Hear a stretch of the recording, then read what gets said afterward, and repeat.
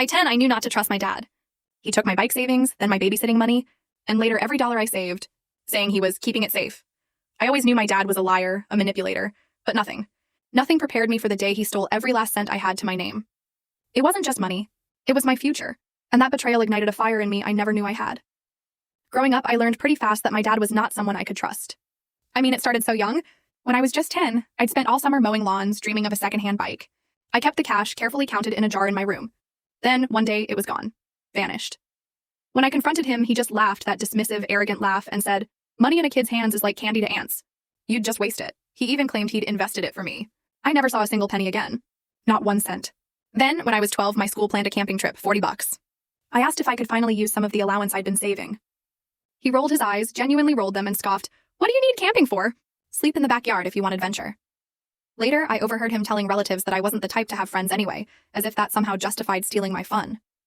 The humiliation stung. By 14, I was babysitting for neighbors, squirreling away about $200 for art supplies, something I deeply loved. I hid the envelope in my dresser, thinking it was safe. But he found it. He always found it. He took it, coolly telling me it was for family bills. That very same week, he came home with a brand new fishing rod and a fancy cooler. When I dared to ask about my money, he snapped, his voice sharp and cold, "Don't be selfish. I'm your father. Everything I have is yours, and everything you have is mine."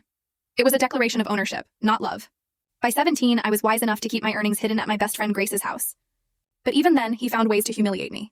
If I bought something new, like a pair of sneakers, he'd loudly demand in front of family, "So, where's my cut?" As if my money was automatically his property. It was exhausting. Fast forward to last year. I was 24 now, finally working full-time, finally building something for myself. I had managed to save a decent amount, just over $8,000 for a down payment on a car. This money was locked away in a high-yield savings account, completely separate from my main checking. One weekend, I went home to visit my parents. My dad was in a weirdly cheerful mood. He offered me a beer, talked about how proud he was of me for being responsible. That should have been my first blinding red flag. The following week, I logged into my account, and the money was gone. Completely. My heart hammered against my ribs.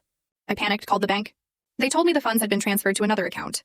My father's. I called him immediately, demanding to, full story video added in below.